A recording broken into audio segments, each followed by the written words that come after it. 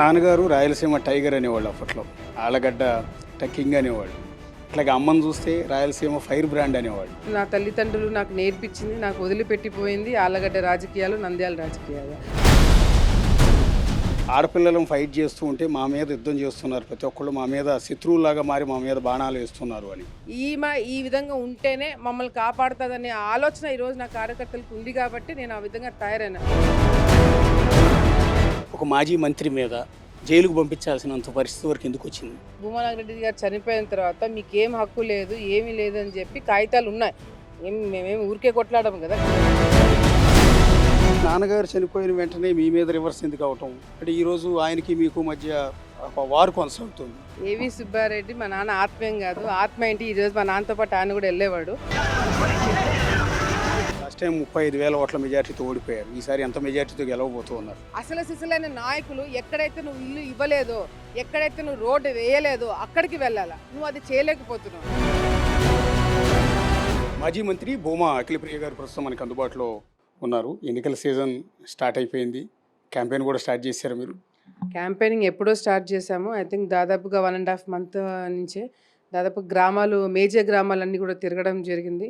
ఇప్పుడు ముఖ్యంగా ఆలగడ్డ టౌన్ చాలా చాలా ముఖ్యము. సో ఆలగడ్డ టౌన్ ఇప్పుడు మొదలుపెట్టినాము. చాలా బ్రహ్మాండమైన రెస్పాన్స్ వస్తుంది. సో హెడ్ క్వార్టర్స్ అనేవి కూడా ఇంకొక 20 డేస్లో అవన్నీ కూడా కంప్లీట్ అవ్వడం జరుగుతుంది. ఎక్కడ చూసినా కూడా ప్రజలందరూ కూడా చాలా బ్రహ్మరథం పడుతున్నారు. గతంలో మేము చేసిన ఎన్నికల ప్రచారంకి ఇప్పటికి చాలా చాలా మార్పు కనపడుతుంది. సో అదంతా కూడా ఇప్పుడు మాకు ప్లస్ అవుతుందని చెప్పి కూడా అనుకుంటున్నాం. ఇప్పుడు అమ్మా నాన్న ఇద్దరి బ్లెస్సింగ్స్ అలాగే ఉన్నాయా? డెఫినెట్గా వాళ్ళ బ్లెస్సింగ్స్ లేకపోతే నాకు తెలిసి 5 సంవత్సరాల్లో ఈ రాక్షస పరిపాలనను నెట్టుకొని రావడం అనేది అంత ఈజీ కాదు. ప్రజల కార్యకర్తలు సపోర్ట్ అదే విధంగా ఉన్నింది. నాకు తెలిసి వాళ్ళిద్దరి ఆశీర్వాదాలు నా కార్యకర్తల రూపంలోనే నన్ను కాపాడుతూ వస్తున్నాయి. అంటే అమ్మా నాన్న లేని లోటు కూడా అలాగే కనిపించి ఉంటుందిగా మీకు? లోటు అది ఎవరు పూడ్చలేనిది. తల్లిదండ్రులు లేక ఈరోజు ఈ 5 సంవత్సరాల్లో మేము అసలు రాజకీయాల్లో నెట్టుకొని వస్తామని కూడా మేము ఎవరం కూడా అనుకోలేదు. నాకు తెలిసి మా శత్రువులు కావచ్చు, మా ప్రత్యర్థులు కావచ్చు, వాళ్ళు కూడా అనుకోయిండరు. కానీ ఈరోజు వాళ్ళిద్దరు లేని లోటు నాకు నా ప్రజలు, నా వాళ్ళు, నా కార్యకర్తలు చూపించడం వల్ల నాకు ఆ లోటు అనేది కనిపించట్లేదు. నాన్నగారు రాయలసీమ టైగర్ అనేవాళ్ళు అప్పట్లో. ఆళ్ళగడ్డ కింగ్ అనేవాళ్ళు. అట్లాగే అమ్మని చూస్తే రాయలసీమ ఫైర్ బ్రాండ్ అనేవాళ్ళు. ఆమె వాయిస్, ఆమె పర్సనాలిటీ కావచ్చు, ఆవిడ అప్రోచ్ అయ్యే విధానం కావచ్చు. వీళ్ళిద్దరూ లేరు ఈరోజు. ఆ రోజు వాళ్ళిద్దరు లేని రోజు కూడా నేను మీతో మాట్లాడాను. చిన్న వయసులోనే మీరు మంత్రి అయ్యారు, ఎమ్మెల్యే అయ్యారు. ఆ రోజు కూడా చాలా బాధపడ్డారు, అమ్మా నాన్న లేకుండా ఎలా వస్తాము అని. ఆ తర్వాత మీకు చాలా ప్రాబ్లమ్స్ని ఫేస్ చేశారు. ఈ 5 ఏళ్ళు కాదు, అంతకుముందు కూడా. ఎలా తట్టుకోగలిగారు? అంటే ఇది ఇంక వేరే చాయిస్ లేదు నాకు. ఇప్పుడు ఏదో వ్యాపారాలు చేసుకుంటున్నామో, వేరే బిజినెస్లు ఉన్నాయో, హైదరాబాద్లో కూర్చొని ఏదో పని చేసుకోవడానికి నాకు ఈరోజు నా తల్లిదండ్రులు నాకు నేర్పించింది, నాకు వదిలిపెట్టిపోయింది ఆళ్ళగడ్డ రాజకీయాలు, నంద్యాల రాజకీయాలు. సో ఇవి చూసుకుంటూ దాన్ని ఏ విధంగా నేను సక్సెస్ చేసుకోవాలో, ఏ విధంగా ప్రజలకి న్యాయం చేయాలనే దాని మీద కంప్లీట్గా డెడికేట్ చేసేసినాము. ఆ రోజు అమ్మా నాన్న ముద్దుల కూతురుగా మీరు చిన్న వయసు, అమ్మా నాన్న వెనకాల ఉండేవారు. సో ఒక్కసారిగా అమ్మ వెళ్ళిపోయిన కొద్ది రోజులకే నాన్న వెళ్ళిపోవటం, ఆ తర్వాత కష్టాలన్నీ చుట్టముట్టడం, ఓ పక్క చెల్లి, ఓ పక్క తమ్ముడికి అప్పుడు వయసు కూడా, మెచ్యూరిటీ కూడా, మైనారిటీ కూడా తీరినట్లేదు. సో ఆ తర్వాత ఒకేసారి మంత్రి పదవి రావటం, ఇవన్నీ చూసిన తర్వాత ఇప్పుడు రాజకీయం పూర్తి స్థాయిలో అబ్బిందా? అంటే పూర్తి స్థాయి రాజకీయ నాయకురాలుగా అఖిలప్రియ మారారనుకోవచ్చు. ఆ రోజు మీరు అన్నారు ఒక మాట, నాకు బాగా గుర్తు. మీరు మంత్రిగా ఉన్నప్పుడు కూడా ఒక మాట అన్నారు, కొంతమంది నుంచి మీకు సివియర్ ప్రాబ్లం, మీరు మా అనుకున్న వాళ్ళ నుంచి మీకు ప్రాబ్లం వచ్చినప్పుడు మీరు మీ చెల్లెలు అన్నారు, ఇద్దరు ఆడపిల్లలం, అమ్మా నాన్న ఇద్దరూ లేరు, ఆడపిల్లలను ఫైట్ చేస్తూ ఉంటే మా మీద యుద్ధం చేస్తున్నారు, ప్రతి ఒక్కళ్ళు మా మీద శత్రువులాగా మారి మా మీద బాణాలు వేస్తున్నారు అని. అంటే రాజకీయాలకి ప్రిపేర్ అయినామా, రాజకీయాల్లో మేము ఇంకా గట్టిగా నిలబడగలిగినామా, ఇంకా ఏంటనేది రాజకీయాలు రోజు రోజుకి మారిపోతున్నాయన్న. మారే రాజకీయాలని ఇంకా పాత పద్ధతిలో వర్గాన్ని మెయింటైన్ చేస్తూ కార్యకర్తలకి ఇబ్బంది లేకుండా మేమేదో డబ్బు రాజకీయాలను తీసుకొచ్చి ఈరోజు కార్యకర్తల మీద ప్రజల మీద ప్రెజర్ పెట్టకుండా నాకు తెలిసి మారే రాజకీయాల్ని గట్టిగా పట్టుకొని ఆలగడ్డలో అభివృద్ధి విషయంలో మార్పు రావచ్చు కానీ నాకు తెలిసి రాజకీయాల విషయంలో మార్పు వస్తే అది చాలా తీవ్రంగా ఈ ప్రాంత ప్రజలు ఇబ్బందులు పడతారు. సో ఎంత చంద్రబాబు నాయుడు గారు, లోకేష్ అన్న గారు దీన్ని డెవలప్ చేయాలని అనుకున్నారో ఆ బాటలో మేము ప్రజలను నడిపిస్తూనే రాజకీయాలు పాత వర్గాలు ఉంటేనే రాజకీయాలు కరెక్ట్గా ఉంటాయి. ఎందుకంటే ఇప్పుడు మనం చాలా చోట్ల చూసినాం కాంప్రమైజ్ రాజకీయాలు ఎక్కువైపోయినాయి. సర్లే పోతేలే అవతలకి వెళ్ళి పని చేయించుకో, మన కాడికి వచ్చినప్పుడు మన కాడికి రా అని ఇంటర్నల్గా కాంప్రమైజ్ రాజకీయాలు ఎక్కువ అవడంతో వర్గము, రాజకీయము, ప్రజలు అందరూ కూడా ఇబ్బందులు పడతారు. అమ్మని ఫైర్ బ్రాండ్ అనేవాళ్ళు అదే మాట వాళ్ళు మిమ్మల్ని అంటూ ఉన్నారు. ఆ రోజు అమ్మా నాన్న వెంట నడిచిన కార్యకర్తలు అందరూ కూడా ఈరోజు మీ వెంట నడుస్తూ ఉన్నారు. వాళ్ళందరికీ మీరు దిక్కు మొక్కు అండలాగా నిలుస్తూ ఉన్నారు. సో ఎలా నెట్టుకు రాగలుగుతున్నారు? ఆ ఫైర్ బ్రాండ్ అనే బిరుదులు కావచ్చు, ఆ జనాన్ని కావచ్చు, ఎవరైతే శత్రువులు చేస్తున్న దాడుల నుంచి కావచ్చు. అంటే ఫైర్ బ్రాండ్ అంటే కార్యకర్తల కోసము గట్టిగా నిలబడడం మాత్రమే నేను చేసింది. నా మీద అంటే అవతల వాళ్ళు నా మీద కేసులు పెట్టినా, నన్ను ఇబ్బంది పెట్టినా వాళ్ళ కావాల్సిందేంటి, ఆడపిల్ల ఎందుకంత మొండిగా ఉండాలా, తగ్గాలా, ఈమె తగ్గుతూనే కదా. ఇంకా ఇప్పుడు నేను ఒక్కదానే నేను చేసేది. ఇప్పుడు నేను తమ్ముడు వచ్చినాము. గతంలో నన్ను ఏదో ఒక విధంగా నన్ను భయభ్రాంతులకు గురి చేసి నేను తగ్గాలి, నన్ను ఎదగనీయకుండా చేయాలని ఒక ప్రయత్నం చేయడం జరిగింది. ఎవరు కూడా ఎక్స్పెక్ట్ చేయండి ఏంటంటే నేను గట్టిగా నెట్టుకోగలిగి రావడానికి కారణం కూడా నేను కాంప్రమైజ్ రాజకీయాలు కానీ, లేకపోతే నేను భయంగా ఇళ్లలో కూర్చొని రాజకీయాలు కానీ, మంచితనంతో కూర్చొని అవతల ఏం చేసినా కూడా నేను తిరగబడకుండా ఉండే రాజకీయాలు నా క్యాడర్ కూడా ఒప్పుకోరు. నా క్యాడర్ కూడా ఈమె ప్రశాంతంగా ఉండాలా, ఈమె మంచిగా ఉండాలా, ఇళ్ళలో కూర్చోవాలా అనేది నా క్యాడర్ కూడా అనుకోరు. ఈమె ఈ విధంగా ఉంటేనే మమ్మల్ని కాపాడుతుందనే ఆలోచన ఈరోజు నా కార్యకర్తలకు ఉంది కాబట్టి నేను ఆ విధంగా తయారైనా. యాక్చువల్గా చెప్పాలంటే నేను ఇట్లా తయారు కావడానికి భూమా నాగిరెడ్డి గారు, శోభా నాగిరెడ్డి గారు కాదు కారణం. నా కార్యకర్తలు వాళ్ళకి లీడర్గా ఎట్లా ఉండాలని వాళ్ళని తయారు చేసుకున్నారు. ఇక్కడ మీకు చాలా బాధాకరమైన విషయం, చాలామంది మిమ్మల్ని అడిగే ఉంటారేమో, మళ్ళీ ఒకసారి గుర్తు చేస్తున్నాను. ఆ రోజు ఒక కేసులో మీరు అరెస్ట్ అయ్యి జైలుకి వెళ్ళిన సందర్భంలో పసిబిడ్డ, బహుశా రోజుల బిడ్డ అని ఉంటాడు కదా బాబు, ఇప్పుడే డెలివరీ అయ్యి కూడా కొద్ది రోజులు అయినట్టు, మీరు జైల్లో, బాబు బయట, ఆ దృశ్యాలు కూడా మేము అప్పుడు చూసాం. బిడ్డను బహుశా మీరు వచ్చి చూసి వెళ్ళటం సంథింగ్ ఏదో చూసేది. ఆ నిమిషాన్ని అనిపించిందా మీకు, ఎందుకు ఇలాంటి పరిస్థితిని ఫేస్ చేయాల్సి వస్తుంది అని, తట్టుకోగలమా అని, బిడ్డకు దూరమై జైల్లో ఉండటం కానీ? అట్లా కేసులు పెట్టడం వల్ల నా కొడుకు దూరమైనాడు, ఎందుకు ఈ రాజకీయాలు అనుకోలేదు. కానీ ఈసారి ఇట్లాంటిది ఏదైనా జరిగితే నా కొడుకుని ఏ విధంగా ప్రిపేర్ చేయాలని మాత్రం నేను అనుకోవడం జరిగింది. ఎందుకంటే నా కొడుకు దూరం అవుతున్నాడు కాబట్టి నేను రాజకీయాలకి, కార్యకర్తలకి దూరంగా ఉండి నా కొడుకు ఫ్యూచర్ గురించి ఆలోచించాలా, నా బాధ గురించి ఆలోచించాలని అనుకోలేదు. కానీ తప్పకుండా రేపొద్దున నా కొడుకు ఇవన్నీ చూసి అర్థం చేసుకుంటాడు. అదేవిధంగా నేను రేపొద్దున నన్ను మళ్ళీ ఏదైనా కేసులో లోపల పెట్టినా కూడా నా కొడుకు ఇబ్బంది పడకుండా ముందే వాడిని ప్రిపేర్ చేయాలని మాత్రం నేను అనుకోవడం జరిగింది. జనాలందరూ గమనించారు ఆ సింపతి, బహుశా ఇప్పటికీ ఆలగడ్డ కాన్స్టిట్యున్సీ అని కాదు కానీ రాష్ట్ర ప్రజలంతా గమనించారు ఆ దృశ్యం. ఎందుకంటే ఏ మహిళకి రాకూడని ఒక అతిపెద్ద సమస్య, అందులో ఇంత చిన్న వయసులో ఒక మహిళకు వచ్చిన కష్టం. రెండోది ఒక మాజీ మంత్రి, పర్టికులర్గా మీరు అప్పటికి మాజీ మంత్రి పదవికి రిజైన్ చేసి కూడా కొద్ది నెలలే అవుతోంది. సో అలాంటి మాజీ మంత్రికి ఇంత దారుణమైన పరిస్థితి వచ్చింది అంటే ఈరోజు రాజకీయాల పరిస్థితులు, హుందాతనం ఎక్కడున్నాయన్నా, హుందాతనము, విలువలు అవన్నీ లేకపోవడం వల్లనే కదా ఇవన్నీ వస్తున్నాయి. ఇందాక నేను చెప్పినట్టు రాజకీయాలు ఆ విలువలు లేవు కాబట్టి ఈరోజు దిగుజారి రాజకీయాలు, కాంప్రమైజ్ రాజకీయాలు జరుగుతున్నాయి. ఆ కాంప్రమైజ్ నేను చేయట్లేదు, నేను ఎక్కడ కూడా నా సెల్ఫిష్నెస్ కోసం నేను కార్యకర్తలు బలి చేయట్లేదు కాబట్టే కదా ఈరోజు కేసులు పెట్టి నన్ను లోపల పెడుతున్నారు. ఎంతమంది లోపలికి పోయినారు, వాళ్ళందరూ కాంప్రమైజ్ కావట్లేదే కాబట్టే కదా ప్రతిపక్షం నుండి లోపలికి వెళ్తున్నాను. ఇప్పుడు ఎన్నికల క్యాంపెయిన్కి వెళ్తున్నారు మీరు, ఒకసారి మీతో పాటు మేము కూడా రావచ్చండి? డెఫినెట్గా రండి, అన్ని మీరు కూడా కార్యకర్తలని కలవండి, చూడండి, మీకు కూడా అర్థమవుతుంది ఆలగడ్డలో కార్యకర్తలు ఎంత స్ట్రాంగ్ ఉన్నారు, ఎంత ముందు చూపుతో ఉన్నారు, ఎంత సపోర్ట్ ఉన్నారనేది మీకు కూడా అర్థమవుతుంది. ఒకసారి మాజీ మంత్రి అఖిలప్రియ గారు ప్రస్తుతం ఎన్నికల క్యాంపెయిన్లో భాగంగా గ్రామాలకు వెళ్తున్నారు. ఒకసారి ఆవిడతో పాటు మనం కూడా వెళ్దాం, వెళ్ళి కారులో వెళ్తూనే ఒకసారి మాట్లాడదాం నియోజకవర్గం గురించి, సమస్యల గురించి.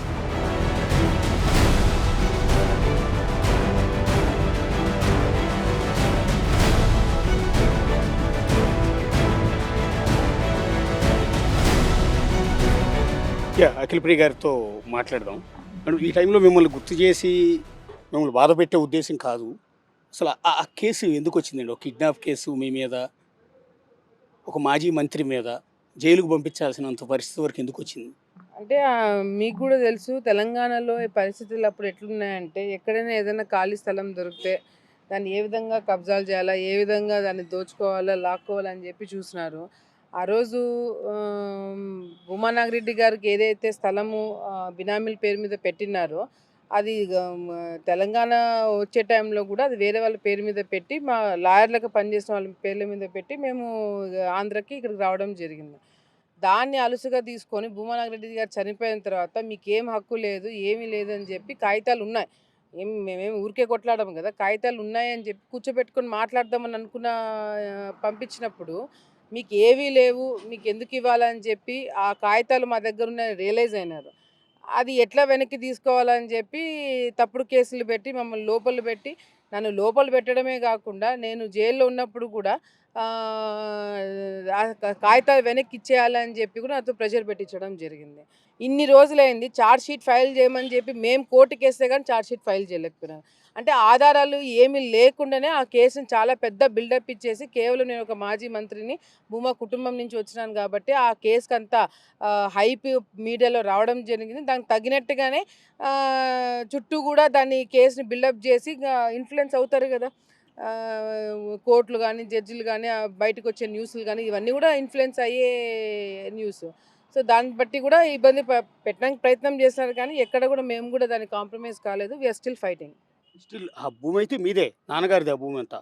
అది దానికి సంబంధించిన పేపర్లు కూడా మన దగ్గర ఉన్నాయి. ఆ పేపర్లు నిజంగా అంటే మాది కాదన్నప్పుడు నేను ప్రతిపక్షంలో ఉన్నాను, నేను మంత్రి కూడా కాదు, ఆ రాష్ట్రం నాకు సంబంధించింది కాదు. అంటే మా ఆస్తులు మేము పుట్టి పెరిగింది అక్కడే అయినా కూడా నా రాజకీయం ఇక్కడ. సో అక్కడికి వెళ్ళి ఎవరినో కిడ్నాప్ చేసి మేము జైలు పాలయ్యి ఎవరు సపోర్ట్ లేకుండా ఇవన్నీ ఎందుకు జరగవు కదన్న. ఆ మాత్రమన్నా ఆలోచించాలి కదా. సో ఎటువంటి ఆధారం నిజంగా ఆధారాలు ఉంటే ఈ పాటికి ఛార్జ్ షీట్ వాళ్ళ కొద్ది వాళ్ళే ఫైల్ చేసేవాళ్ళు.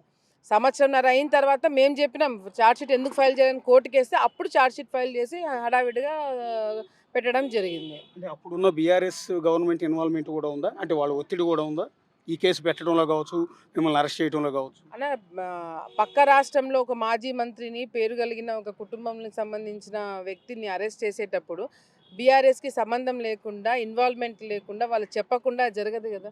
సో డెఫినెట్గా వాళ్ళు తెలిసి చెప్పి అన్నీ చూసుకొని ఎందుకంటే వాళ్ళ పార్టీకి సంబంధించిన వాళ్ళు ఉన్నారు కాబట్టి ఆ రోజు వాళ్ళు కూడా భయభ్రాంతులకు ఎట్లా గురి చేయాలనేది కూడా కొంతమంది వ్యక్తులు ప్లాన్ చేసుకుని చేయడం జరిగింది.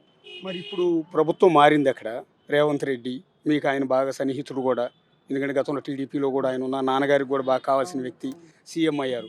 ఆ రోజు మీ మీద తప్పుడు కేసులు పెట్టి ఇరికిచ్చిన అధికారుల పైన కానీ, అప్పుడు మిమ్మల్ని మీ మీద తప్పుడు ఆరోపణలు చేసిన వారి పైన కానీ, బీఆర్ఎస్ ప్రభుత్వానికి సంబంధించిన వాళ్ళ మీద కూడా కానీ ఏమన్నా మీరు రేవంత్ రెడ్డి గారిని కలిసి ఫిర్యాదు చేయటం, కేసు అవసరమైతే రీఇన్వెస్టిగేషన్ చేయించడం, లేదా మీ భూమి మీకు అందేలా చర్యలు తీసుకోమని అడగటం ఏమైనా చేశారా? భూమి ఎట్లా ఫైట్ చేయాలో మేము కోర్టులో ఫైట్ చేయడం జరుగుతుందన్న. భూమికి సంబంధించింది కోర్టులో ఫైల్ చేయడం జరుగుతుంది కానీ ఎవరైతే కేసుని తప్పుగా ఇన్వెస్టిగేషన్ చేసి తప్పుగా సమాచారం ఇచ్చి మమ్మల్ని తప్పు కేసులో ఇరికిచ్చినారో ఎటువంటి ఆధారం లేకుండా వాళ్ళ మీద మాత్రం చర్యలు నేను డెఫినెట్గా ఇంతవరకు అయితే కలవలేదు రేవంత్ రెడ్డి గారిని. బట్ తప్పకుండా దాని గురించి అయితే త్వరలో కలవడమో లేకపోతే కోర్టు ద్వారానో న్యాయం జరిగేలాగా చేయడమో ఏదో ఒకటి నేనైతే ఫైట్ చేయడం జరుగుతుంది. మాకు కూడా ఇప్పుడు ఎన్నికలు ఉన్నాయి కాబట్టి దాని మీద మేము పెద్దగా కాన్సన్ట్రేట్ చేయట్లేదు. బట్ డెఫినెట్గా దాని గురించి అయితే మేము వదిలిపెట్టడం అయితే ఉండదు. మీరు అప్పుడు నంద్యాల ఉప ఎన్నిక, నాన్నగారు చనిపోయిన తర్వాత మీ అన్నయ్య తమ్ముడు అన్నయ్య బ్రహ్మానంద రెడ్డి గారిని మీరు దగ్గరుండి ఒంటి చేత్తో గెలిపించారు. అప్పుడు ఉప ఎన్నికల్లో మీరు ఎంత కష్టపడ్డారో మేము అప్పుడు చూసాం. అట్లాగే మీరు ఎమ్మెల్యేగా గెలిచారు, గెలిచినా కూడా మంత్రి అయ్యారు. మంత్రిగా ఉండి కూడా 2019 ఎన్నికల్లో 35,000 ఓట్ల మెజార్టీతో ఓడిపోవటానికి కారణం ఏమనుకుంటూ ఉన్నారు? మేము కంటెస్ట్ చేస్తున్న క్యాండిడేట్ లోకల్ క్యాండిడేట్ అనుకున్నాం కానీ జగన్మోహన్ రెడ్డి గారితో పోటీ పడుతున్నామని మేము అనుకోలేదు. ఎందుకంటే ప్రతి ఒక్క కాన్స్టిట్యున్సీలో వైసీపీ తరపు నుంచి పోటీ చేసింది ఆ ప్రాంతంలో ఉన్న వ్యక్తులు కాదు, జగన్మోహన్ రెడ్డి గారు. ప్రజలు కూడా ఆ విధంగానే భావించే ఓట్లు వేసినారు. ఎందుకంటే జగన్మోహన్ రెడ్డి గారు ఆ సెంటిమెంట్ వేవ్ ఏదైతే తీసుకెళ్లారో అది చాలా బ్రహ్మాండంగా వర్కౌట్ అయింది. కొన్ని లోపాలు తెలుగుదేశం పార్టీ మేము కూడా ఓవర్ కాన్ఫిడెన్స్ ఉండడంతో, అది మేమే కాదు రాష్ట్రం మొత్తం కూడా ఇన్ని పనులు చేసినాము, ఇంత అభివృద్ధి చేసినాము, ఇంతమందికి ఉద్యోగాలు ఇచ్చాం, మనల్ని కాదని ఎవరు కోటేస్తారని చెప్పి అనుకున్నామే తప్ప ఇట్లా సెంటిమెంట్ వేవ్ అనేది ఉంటుందని కూడా మేము కూడా ఊహించలేదు. మీరు అప్పుడు వైసీపీ నుంచి పార్టీ మారటం వల్ల పార్టీ మారిన 23ని వైసీపీ టార్గెట్ చేసింది అనుకోవాలా? ఆ టార్గెట్ లిస్ట్లో మీరు కూడా ఉన్నారా? డెఫినెట్గా ఉంటాను. ఇంత కొట్లాడి కర్నూలు జిల్లాలో కావచ్చు, రాయలసీమలో కావచ్చు, ఇంత పెద్ద ఎత్తున కొట్లాడడం కావచ్చు, చంద్రబాబు నాయుడు గారికి మద్దతు ఇవ్వడం కావచ్చు, అంతేకాకుండా చంద్రబాబు నాయుడు గారు అరెస్ట్ చేసినప్పుడు ఆమరణ నిరాహార దీక్ష చేయడం జరిగింది. సో ఇవన్నీ కూడా డెఫినెట్గా ఎవరైతే గట్టిగా కొట్లాడుతున్నారో దానికి తగినట్టుగానే వాళ్ళ మీద ప్రెషర్స్ కూడా ఉన్నాయి, దానికి తగినట్టు నా మీద కూడా ప్రెషర్స్ ఉన్నాయి. లేకపోతే అసలు ఏమీ లేని దానికి ఒకే పార్టీలో ఉన్న మేమిద్దరం కొట్లాడుకుంటే నన్ను తీసుకుపోయి జైల్లో పెట్టడం ఏంది, అతని మీద కేసు పెట్టకపోవడం ఏంది, ఆయన అరెస్ట్ చేయకపోవడం ఏంది, దీన్ని బట్టే అర్థమవుతుంది ఎంత ప్రెజర్ అనేది మా మీద అనేది కూడా అర్థమవుతుంది కదా. ఇప్పుడు మీరు జైలుకి వెళ్ళిన సందర్భంలో కావచ్చు, మీరు ప్రాబ్లం ఫేస్ చేసిన సందర్భంలో కావచ్చు, చంద్రబాబు నాయుడు గారు కానీ, లోకేష్ గారు కానీ, భువనేశ్వర్ గారు కానీ, వీళ్ళందరి సపోర్ట్ ఏ విధంగా ఉందండి మీకు? చంద్రబాబు నాయుడు గారి సపోర్టు నాకు ఫస్ట్ నుంచి కూడా నాకు ఆయన సపోర్ట్ ఉందండి. దానికి తగ్గినట్టుగానే లోకేష్ అన్న గారు, నాకు తెలిసి అందరికన్నా ఎక్కువ సపోర్ట్ లోకేష్ అన్న గారు ఇచ్చినారు. పాదయాత్రలు జరిగిన ఈ గొడవ ఏదైతే కేసు నా మీద పెట్టి నన్ను జైలుకి పంపించినారో, ఆ పాదయాత్ర జరుగుతున్న టైంలో ఆలగడ్డకి ఎటువంటి పరిస్థితుల్లో లోకేష్ అన్న రాకూడదు, ఈ ప్రోగ్రామ్ క్యాన్సిల్ కావాలా, ఫెయిల్ కావాలని అనుకున్నారు. నేను లోపల ఉన్నా కూడా ఇది యువగలం బ్రహ్మాండంగా సక్సెస్ అయింది, విఖ్యాత బ్రహ్మాండంగా హ్యాండిల్ చేస్తున్నాడు. సో లోకేష్ అన్న గారు వచ్చినప్పుడు కూడా ఆలగడ్డకి ఆయన ఒకటే చెప్పినాడు, నా చెల్లెల మీద కేసు పెట్టినారు, ఎవరిని కూడా వదిలిపెట్టే ప్రసక్తి లేదని చెప్పి కూడా ఆయన కూడా చెప్పడం జరిగింది. ఎప్పుడైతే ఎమ్మెల్యేగా ఓడిపోయిన తర్వాత మీ మీద ఎన్ని కేసులు నమోదయ్యి ఉంటే ఎన్నిసార్లు అరెస్ట్ చేసి ఉంటారు మిమ్మల్ని? 2 సార్లు అరెస్ట్ చేశారు. కేసులు ఎన్ని ఉన్నాయని మేము కూడా లెక్క మర్చిపోయినాము.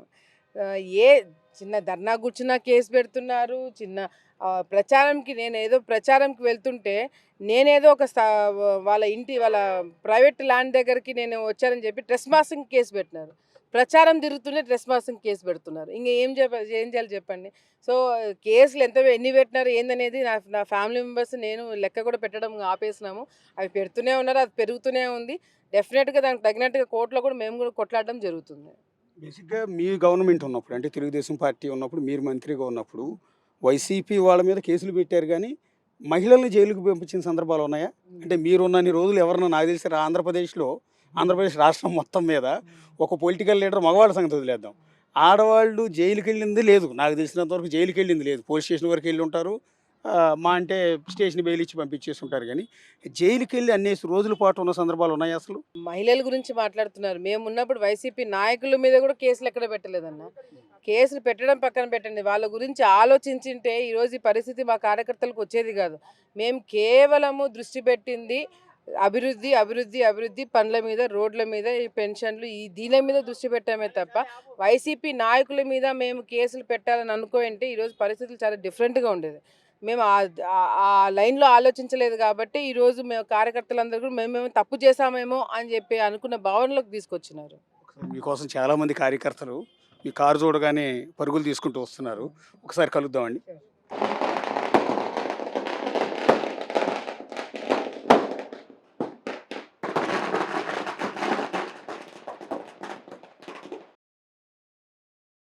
ఈ 5 ఏళ్లలో మీ మీద గెలిచిన ఎమ్మెల్యే విజేందర్ రెడ్డి పనితీరు ఏ విధంగా చూస్తారు మీరు? అసలు పనే చేయలేదు. ఇంకా పనితీరు గురించి మాట్లాడాలంటే ఫస్ట్ పని చేయాలి కదా. ఇప్పుడు కూడా ఎలక్షన్స్ కోసం అందరూ రోడ్డు మీదకి వచ్చి అందరూ తిరుగుతున్నారు, క్యాంపెయినింగ్ చేస్తున్నారు. ఎమ్మెల్యే మాత్రం దర్జాగా మీటింగ్లలో చేసుకుంటున్నాడు, ఏసీ రూమ్లలో కూర్చుంటున్నాడు, అసలు బయటకు వచ్చి తిరగట్లేదు. అదేం క్యాంపెయినింగ్ అర్థమే కావట్లేదు. ఈరోజు ఎన్నికల హడావిడి అన్ని చోట్ల కనపడుతుంది తప్ప ఈ ఆలగడ్డలో మాత్రం కేవలం ఒక పార్టీయే చేస్తుంది, ఇంకొక పార్టీ ఎక్కడ కూడా కనిపించట్లేదు. ప్రజలకు అందుబాటులో ఉంటారు ఆయన?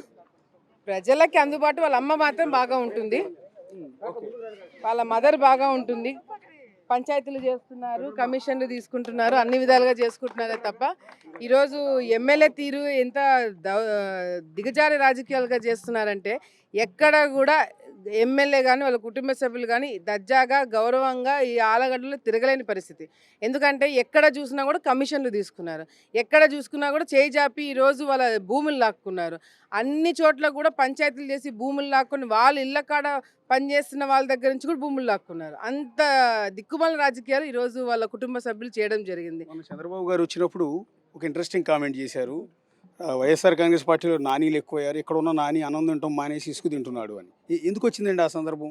ఎందుకొచ్చింది అంటే మొదటి నుంచి కూడా ఈ ప్రభుత్వం వచ్చిన ఫస్ట్ డే నుంచి కూడా ఇసుక అనేది ఆలగడ్డ ప్రాంతంలో దాదాపుగా 3 సంవత్సరాలు అందుబాటులో లేకుండా పోయింది. కానీ ఆలగడ్డ నుంచి తరలించే ఇసుక మాత్రం పక్క తాలూకాలో కావచ్చు, పక్క జిల్లాల్లో కావచ్చు బ్రహ్మాండంగా దొరుకుతుంది. ఎందుకు అంటే ఈడ మన వాళ్ళ దగ్గర నుంచి డబ్బులు తక్కువ తీసుకోవచ్చు, వెనక పక్క తాలూకా వాళ్ళ నుంచి అయితే డబ్బులు ఎక్కువ లాగవచ్చు. సో ఇక్కడ ప్రాంతంలో ఉన్న కన్స్ట్రక్షన్ కానీ మిగతా కట్టడాలు కానీ అన్నీ ఆపేసినారు. పక్కన తాలూకాలో మాత్రం బ్రహ్మాండంగా చేసుకోగలిగినారు. మా మా ప్రాంతంలో కానీ ఏం చేసుకోలేకపోయినారు. ఏవి సుబ్బారెడ్డి గారు గతంలో నాన్నగారితో పాటు ఉన్నారు. నాన్నగారితో పాటే తిరిగారు. ఒక విధంగా నాన్నగారికి ఆత్మ అన్నట్టుగా ఉండేవారు. అలాంటి వ్యక్తి నాన్నగారు చనిపోయిన వెంటనే మీ మీద రివర్స్ ఎందుకు అవటం? అంటే ఈరోజు ఆయనకి మీకు మధ్య ఒక వారు కొనసాగుతుంది. ఎందుకు ఈ పరిస్థితి వచ్చిందండి? ఏవి సుబ్బారెడ్డి మా నాన్న ఆత్మేం కాదు. ఆత్మ ఏంటి ఈరోజు మా నాన్నతో పాటు ఆయన కూడా వెళ్ళేవాడు. ఆయన ఆత్మ కాదు బేతాత్మ ఈరోజు. ఈ ప్రాంతానికి చాలామందిని ఇబ్బంది పెట్టినారు. అండ్ ఆయనకి నాకు ఇప్పుడేం డిఫరెన్సెస్ కాదు. కేవలము రాజకీయం విషయంలో ఆయన ఆలగడ్డకి సూట్ గాడు ఎవడు కూడా యాక్సెప్ట్ చేయడం ఒకే ఒక ఉద్దేశంతో కూడా ఆలగడ్డ రాజకీయాలకు ఆయన దూరంగా ఉండాలని చెప్పడం జరిగింది. ఆయన కూడా భూమానాగరెడ్డి గారు చనిపోయిన తర్వాత దానికి తగినట్టుగానే ఆయన దూరం అవ్వడం మొదలుపెట్టినాడు.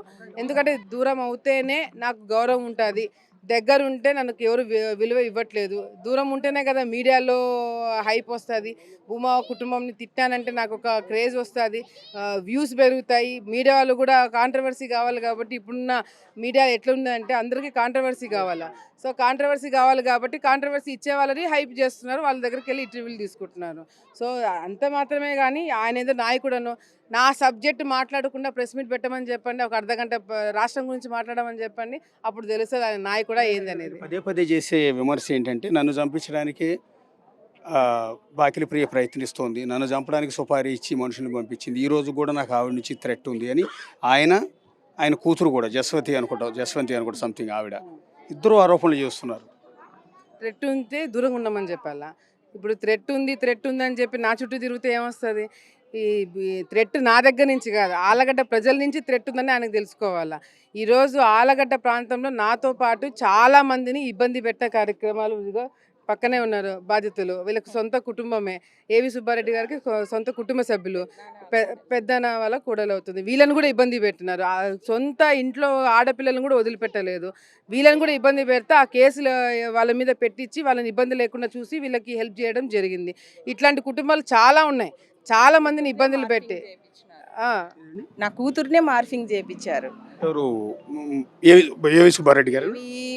మా మర్దున్లు అందరు కలిసి నా కూతుర్నే మార్ఫింగ్ చేయించారు పెళ్ళప్పుడు. అటువంటి కార్యక్రమాలు కూడా చేయడానికి సిద్ధపడినారు వాళ్ళు.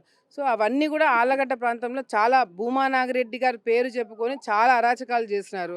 సో నేను వచ్చిన తర్వాత డెఫినెట్గా అందరూ ఆయనకి ప్రతి వచ్చే జనరేషన్ అందరూ కూడా ఆయనని దగ్గర పెట్టుకోవాలంటే కాదు అది. కానీ ఈసారి మీకు సీట్ ఇవ్వద్దు నాకే సీట్ ఇవ్వాలని అడుగుతున్నాడు ఆయన. ముందు చంద్రబాబు నాయుడు దగ్గర పక్కన సీట్ పెట్టుకోమని చెప్పండి, ఆ తర్వాత ఎమ్మెల్యే సీట్ గురించి ఆలోచించవచ్చు. ఈరోజు అందరూ కూడా ఎమ్మెల్యే టికెట్, ఎంపీ టికెట్ ఎట్లా అయిపోయినాయంటే చాక్లెట్ బిస్కెట్ దొరికినట్టుగా దొరుకుతాయని చెప్పి అనుకుంటున్నారు.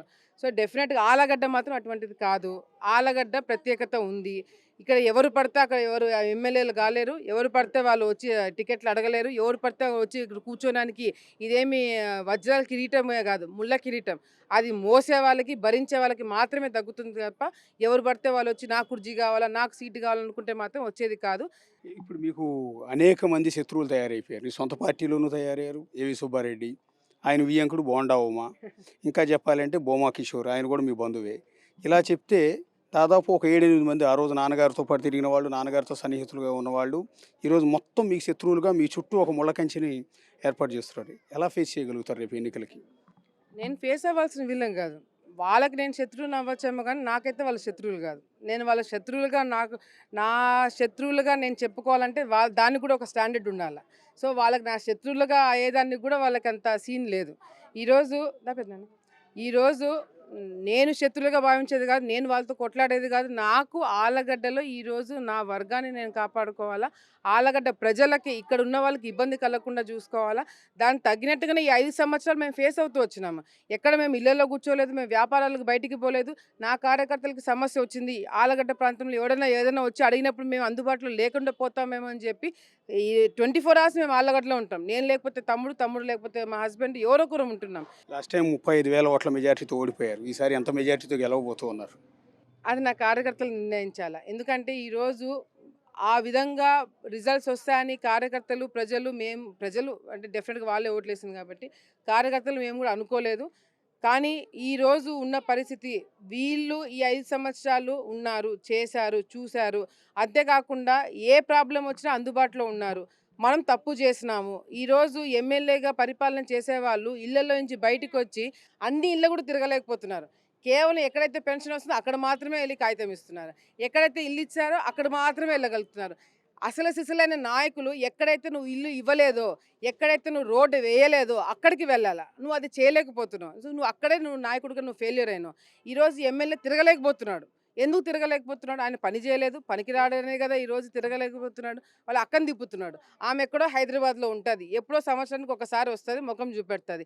ఆమెతో ఎందుకు తిరగనిస్తున్నారు? ఈరోజు ఇంకో కొన్ని సందర్భాల్లో టీవీలలో అదేవిధంగా జగన్మోహన్ రెడ్డి గారు టికెట్ వాళ్ళ అక్కకి ఇస్తారనేది కూడా వినపడుతుంది. అక్కకి ఎందుకు ఇస్తున్నారు? నాకు అదే అర్థం కావట్లేదు. ఎవరైనా ఉద్యోగం చేసే వాళ్ళు ట్రాన్స్ఫర్లు అవ్వడం విన్నాము, కానీ ఎమ్మెల్యేల ట్రాన్స్ఫర్ అనేది ఎక్కడ కూడా వినలేదు. ఇక్కడే చూస్తున్నాము. ఈరోజు వాళ్ళ అక్కకి టికెట్ ఇచ్చారే అనుకోండి, వాళ్ళ అమ్మ అయితే సేమే కదా, ఇద్దరికి తల్లి ఒకటే కదా, ఆమె కదా అరాచకం చేసేది, ఆమె కదా కమిషన్లు తీసుకొని చేసింది. మరి రేపు పొద్దున ఈమెకి టికెట్ ఇచ్చినా ఆయనకి టికెట్ ఇచ్చినా ఒకటే కదా. ఆ మాత్రం సెన్స్, ఆ మాత్రం ఆలోచన ప్రజలకు ఉండదా? సో ఇవన్నీ కూడా కేవలం జిమ్మిక్కులు. కేవలం ఆ ముఖం కనిపించకుండా ఇంకొక ముఖం పెడితే సరిపోతుందంట. మళ్ళీ కబ్జాలు చేసుకోవచ్చంట, మళ్ళీ దౌర్జన్యం చేసుకోవచ్చంట, మళ్ళీ ఇది చేసుకోవచ్చంట. మీరు మార్చాల్సిన, జగన్మోహన్ రెడ్డి గారు మార్చాల్సిన ఎమ్మెల్యేలను కాదు, ప్రజలు జగన్మోహన్ రెడ్డి గారినే మారుస్తున్నారు. అది ఆయనకు అర్థం చేసుకోవాలా. నువ్వు ఎమ్మెల్యేలు మార్చినా, ఎంపీలు మార్చినా ఏమీ కాదు. ప్రజలు జగన్మోహన్ రెడ్డి గారిని రీప్లేస్ చేసి మళ్ళీ చంద్రబాబు నాయుడు గారిని ఆ కుర్చీలో కూర్చోబెట్టబోతున్నారు.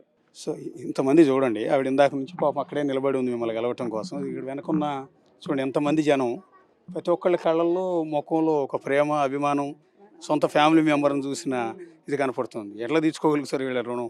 అంటే ఇదే అండి కమిట్మెంట్. మా జీవితాలని ఆలగడ్డ ప్రజలకి, కార్యకర్తలకి అంకితం చేసినాము. ఏం కష్టం వచ్చినా, బాధ వచ్చినా, సంతోషం వచ్చినా వీళ్ళు తప్ప మాకు కూడా ఎవరు లేరు. వీళ్ళకి మేము ఎట్లున్నామో మాకు కూడా తల్లిదండ్రులు లేని లోటు ఈరోజు ఎవరైనా తీర్చగలుగుతున్నారంటే అది నా ప్రజలు, కార్యకర్తలు మాత్రమే తీరుస్తున్నారు. ఈరోజు ఏం వచ్చినా మేము ప్రజల్లోకే పోతున్నాము. ఏ కష్టం వచ్చినా ప్రజల్లోనే ఉంటున్నాము. మమ్మల్ని జైల్లో పెడుతున్నారా, మళ్ళీ ప్రజల్లోకే పోతున్నాము. ఆ రోజు నేను జైలు నుంచి బయటకు వచ్చిన వెంటనే సర్పంచ్ ఎన్నికలు ఉన్నాయి, వెంటనే సర్పంచ్ ఎన్నికల దాంట్లో మేము బిజీ అయిపోయినాము. సో ఇది ఏది కూడా మమ్మల్ని ఆపలేదు. మేము కంటిన్యూస్గా ఉండాల్సిందే. ఇది జరుగుతూనే ఉంటుంది. వీళ్ళకి మేము, మాకు వీళ్ళు తప్ప ఇంకెవరు కూడా ఉండేదానికి కూడా లేదు. అంటే తమ్ముడు ఉన్నారు మీ వెనకాల, చెల్లి కనిపించట్లేదు కదా. మోహన్ బాబు గారి ఫ్యామిలీలో మంచువారి కోడలుగా అడుగు పెట్టిన తర్వాత మీతో పాటు ఎక్కువగా కనిపించట్లేదు. ప్రచారానికి తీసుకొస్తారా? లేదా, తను 7th month pregnant, Mounika pregnant ఉంది, అందుకే తను క్యాంపెయినింగ్కి రాలేదు. బట్ డెఫినెట్గా తనైతే ఎప్పుడు ఫోన్ చేసి అడుగుతుంటుంది ఇక్కడ ఏం జరుగుతుంది, ఏందని పరిస్థితి అన్ని కనుక్కుంటుంటుంది. సో డెఫినెట్గా తను రావాలని ఉంది, కానీ మేమే ఈ జర్నీ ఇవంతా కూడా ఈ ఎలక్షన్ టెన్షన్ ఎందుకని చెప్పి దూరం పెట్టినాము. డెఫినెట్గా ఏదో ఒక రోజు అయితే ఓటడానికి అయితే డెఫినెట్గా వస్తుంది. ఆల్ ది బెస్ట్ అండి, ఆల్ ది బెస్ట్ అండి. అది ఆలగడ్డ ఎమ్మెల్యే అభ్యర్థి భూమా అఖిలప్రియతో నేను ఎమ్మెల్యే. మరొక నియోజకవర్గంలో మరొక నాయకుడు లేదా నాయకురాలతో మళ్ళీ కలుద్దాం. అంతవరకు signing off. This is Ashok.